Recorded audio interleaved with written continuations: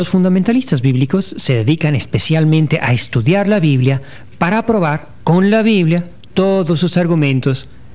Por eso cuando un hermano separado nos diga, quiero que me pruebes con la Biblia la devoción a María, la confesión, la Eucaristía, lo primero que debemos hacer es, en vez de ponernos a discutir, llegarles por la puerta de atrás y decirles, si la sola Biblia es el principio en el que ustedes se basan para sus argumentos, es necesario que tú me pruebes primero que este principio de la sola Biblia tiene fundamento bíblico, que solo debemos obedecer lo que la Biblia dice y nada más lo que la Biblia dice.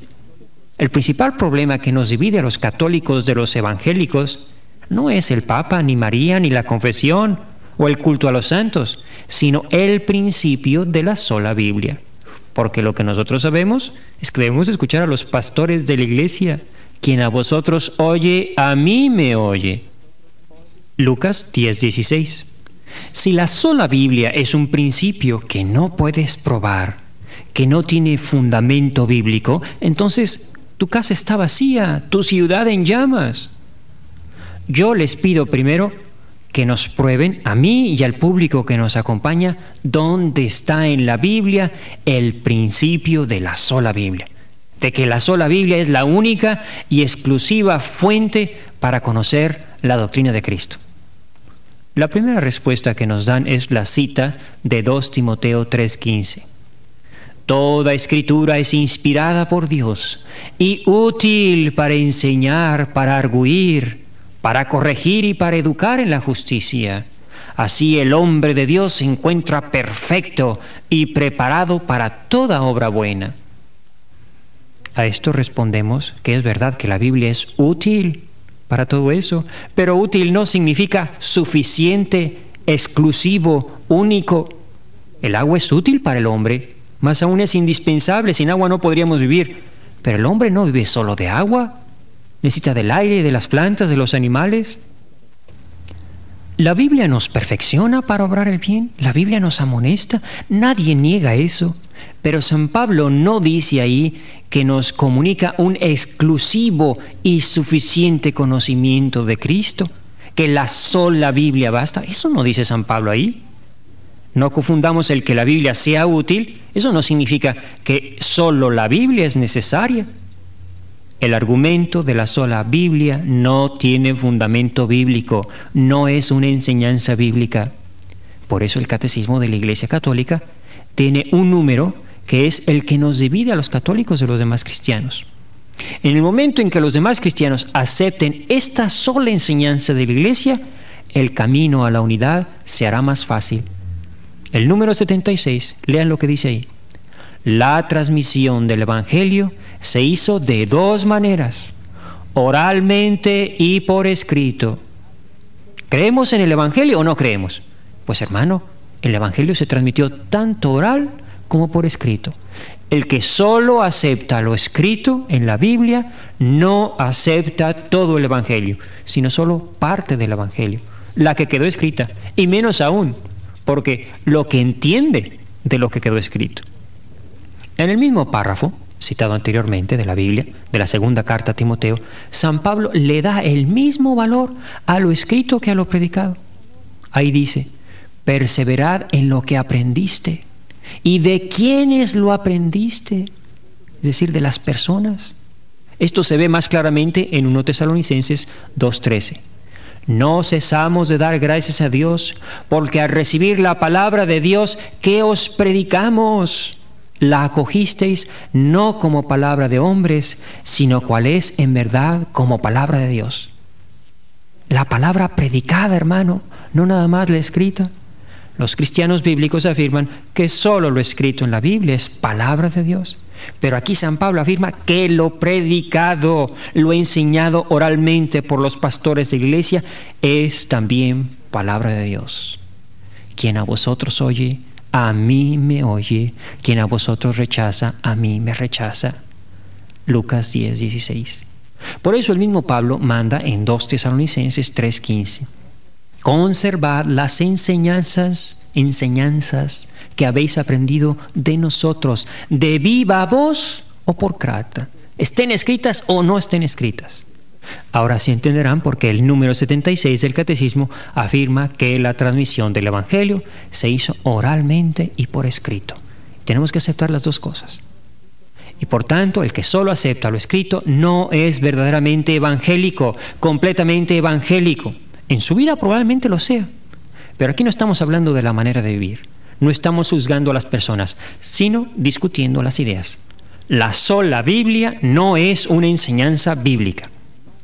Pero además no es histórica. Podemos decir que el cristianismo comenzó en el año 33 con la venida de Pentecostés.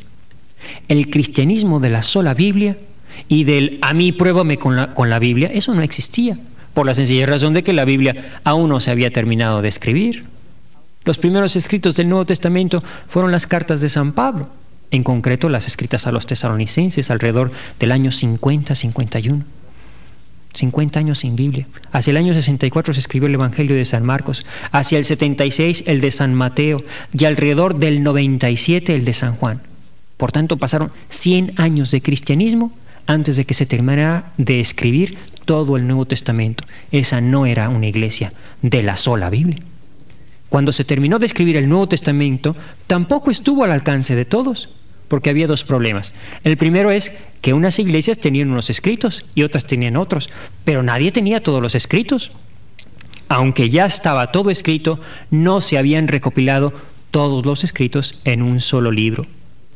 El segundo problema era que, junto con los escritos auténticos, circulaban otros escritos que pretendían serlo, como el Evangelio de Tomás, los Evangelios apócrifos. No había manera de saber cuáles eran auténticos y cuáles no. Así que pasaron casi 400 años de cristianismo sin definir cuáles libros eran los auténticos.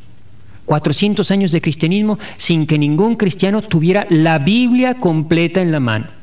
El cristianismo bíblico no existía. Los cristianos de la sola Biblia aún no habían nacido.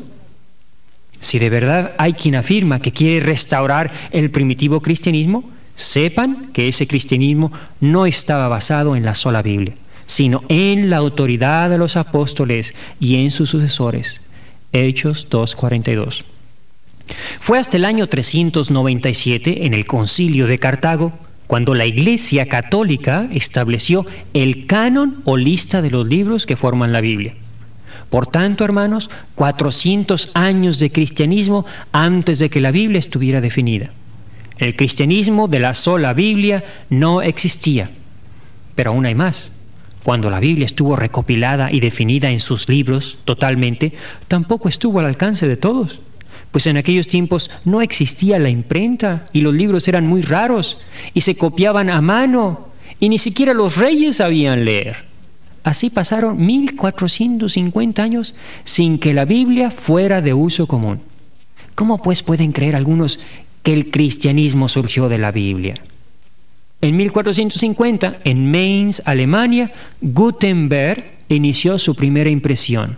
Y en 1456 salió a la luz el primer libro impreso, 1456, la Biblia.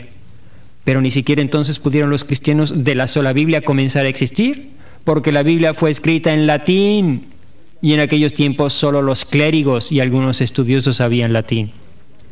Por tanto, hermanos, fueron más de 1500 años de cristianismo, ya existía el cristianismo, donde la fe y la Biblia se conoció. ¿A través de la Biblia? No, a través de la iglesia. Era la iglesia la que comunicaba el Evangelio. El cristianismo de la sola Biblia no es bíblico, ni tiene fundamento histórico, ni existe un solo cristiano, antes de Lutero, que hubiera enseñado esa doctrina de la sola Biblia. Ni un solo cristiano. Nosotros debemos respetar mucho a nuestros hermanos separados, pero que no nos vengan con cuentos de que van a restaurar el cristianismo primitivo.